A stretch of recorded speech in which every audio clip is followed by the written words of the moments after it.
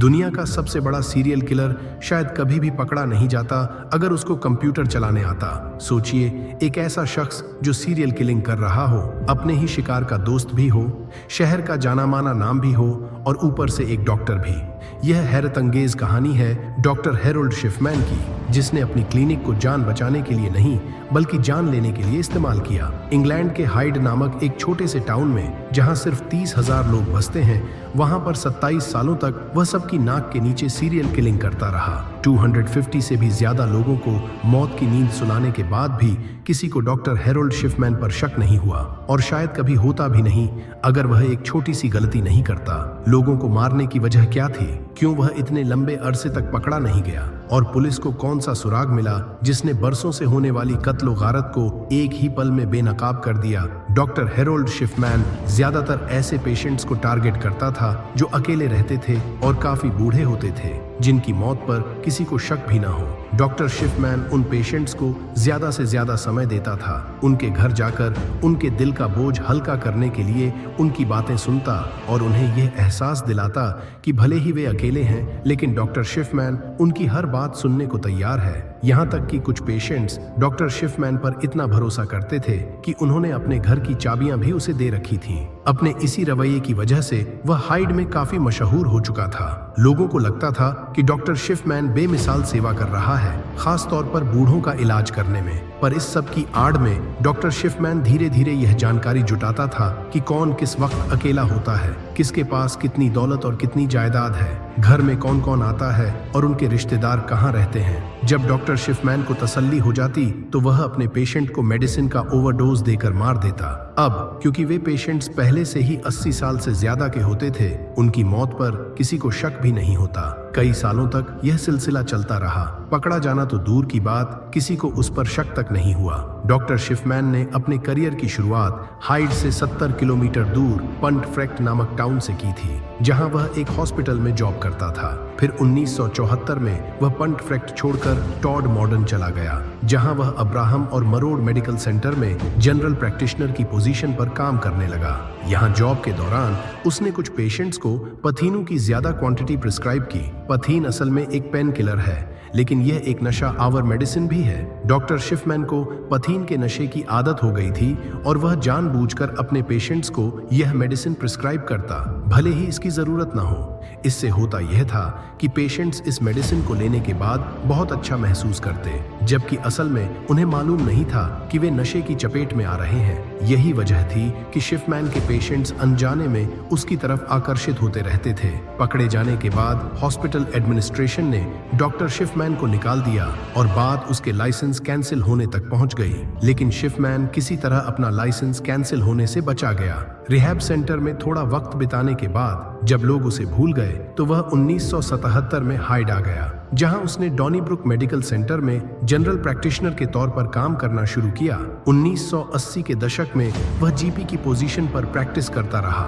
इस दौरान न उसने अपना नशा छोड़ा और न ही मौका पाकर बूढ़े पेशेंट्स का कत्ल करने से बाज आया। लेकिन इन मर्डर्स की फ्रीक्वेंसी 1993 के बाद काफी बढ़ गई, जब उसने हाइड में ही अपनी खुद की क्लिनिक खोली और शहर में एक अच्छा नाम बना लिया। अगले कई सालों तक मामला ऐसे ही चलता रहा और किसी को भी डॉक्टर की इन हरकतों पर शक नहीं हुआ। पहली बार मार्च 1998 डॉक्टर लिंडा रेनॉल्ड, जो शपम के क्लिनिक के अपोजिट ब्रोक सर्जरी में जॉब करती थीं, उन्होंने शिफमैन के पेशेंट्स की असामान्य मौत दर पर चिंता जताई।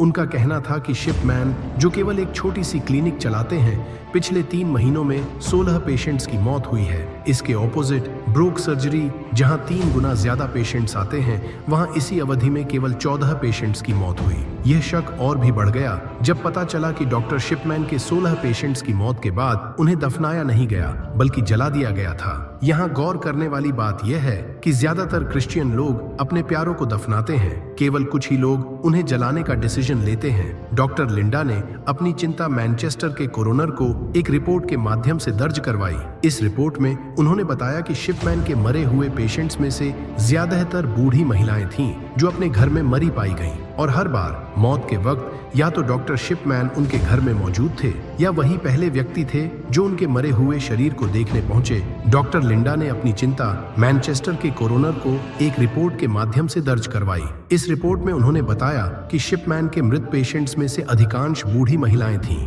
जो अपने घर में मृत पाई गईं और हर बार मौत के वक्त या तो डॉक्टर शिपमैन उनके घर में मौजूद थे या वही पहले व्यक्ति थे जो उनके मृत शरीर को देखने पहुंचे।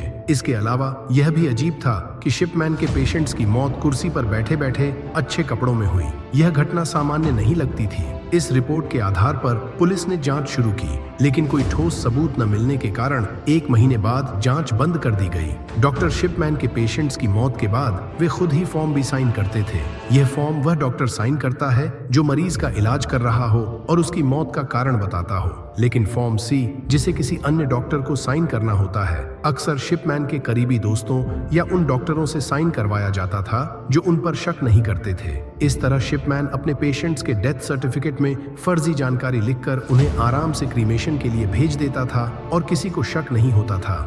इस प्रक्रिया के कारण कई मौतें अनजांची रह गईं और शिपमैन अपनी कत्लगाह को आसानी से छुपा पाया। इन्वेस्टिगेशन बंद होने के बाद शिपमैन ने 3 और लोगों को मौत की नींद सुला दिया, लेकिन पकड़े जाने का वक्त दूर नहीं था। शिपमैन का आखिरी शिकार हाइड की फॉर्मर मेयर 81 वर्षीय कैथलीन ग्रंडी थीं, जो 24 जून 1998 को अपने घर में मृत पाई गईं। यहाँ भी डॉक्टर शिपमैन ही वह आखिरी व्यक्ति थे जिन्होंने कैथलीन को जिंदा देखा था। उन्होंने बाद में डेथ सर्टिफिकेट पर साइन किया और मौत की वजह ओल्ड एज लिखी।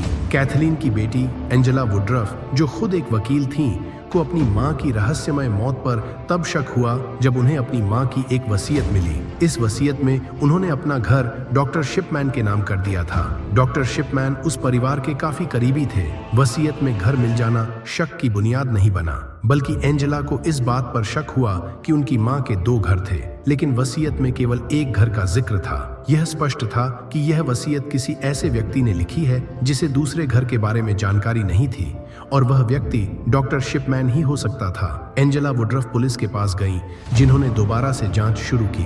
कैथलीन ग्रंडी की बॉडी को कब्र से निकालकर पोस्टमार्टम के लिए भेजा गया। जांच में पता चला कि उनकी बॉडी में डायमॉर्फिन यानी हीरोइन के अत्यधिक अंश पाए गए। जब पुलिस ने डॉक्टर शिपमैन से पूछताछ की तो उन्होंने दावा किया कि ग्रंडी हीरोइन का सेवन करती थीं। उन्होंने यह बात अपने कंप्यूटर में भी लिखी थी, लेकिन शिपमैन को यह नहीं पता था कि कंप्यूटर में फाइल की आखिरी संपादन तारीख स्वतः सेव हो जाती है। उन्होंने मौत से पहले की तारीख तो दर्ज की, लेकिन फाइल की आखिरी एडिट डेट ने उनकी कहानी को झूठा साबित कर दिया। शिपमैन को गिरफ्तार करने के लिए काफी नहीं था। फिर पुलिस को वह टाइपराइटर मिला जिससे झूठी वसीयत लिखी गई थी। टाइपराइटर में कुछ खराब अक्षर थे और वही अक्षर वसीयत में भी गायब थे। 7 सितंबर 1998 को पुलिस ने हाइड के जाने माने डॉक्टर हैरोल्ड शिपमैन को गिरफ्तार कर लिया। इस खबर के बाहर आते ही वे परिवार सामने आने लगे जिनके प्रियजनों को शिपमैन ने मारा था। पुलिस ने 15 अन्य मरीजों के मामलों की भी जांच की जो हाल ही में शिपमैन के इलाज में थे।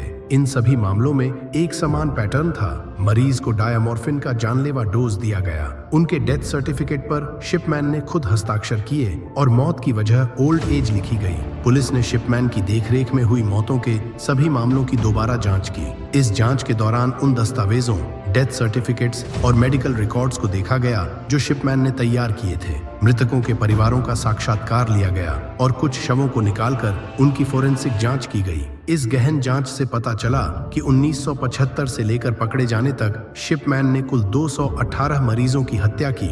यह केवल पुष्ट संख्या है, जबकि कई मामलों में सबूत की कमी के कारण उनकी पुष्टि नहीं हो सकी। एक अंदाजा है कि यह संख्या 260 तक भी हो सकती है। कोर्ट ने 15 मौतों के जुर्म में शिपमैन को दोषी ठहराया। जेल में उन्होंने अपनी सलाखों से बेडशीट बांधकर खुद को फांसी दे दी। उनकी मौत के बाद उनके जेल के एक साथी ने दावा किया कि शिपमैन ने 260 नहीं बल्कि 200-508 लोगों का कत्ल किया था। यह बात शिपमैन ने खुद उन्हें बताई थी। शिपमैन के इतने ज्यादा कत्ल करने की असल वजह आज तक सामने नहीं आ सकी। कुछ लोग इसे साइकोपैथिक व्यवहार मानते हैं, कुछ इसे पैसा कमाने का तरीका बताते हैं और कुछ इसे उनकी मां की मौत का असर मानते हैं। उनकी मां, जो कि कैंसर की मरीज थीं, को दर्द कम करने के लिए मॉर्फिन दिया जाता था। विशेषज्ञों का मानना है कि शायद शिपमैन अपने मरीजों को भी ऐसे ही मॉर्फिन देकर मरते हुए देखना चाहते थे। उम्मीद है कि यह वीडियो आपको पसंद आएगी। कृपया इसे लाइक और शेयर करें। आपके प्यार भरे कमेंट्स का बेहद शुक्रिया। मिलते हैं अगली शानदार वीडियो में।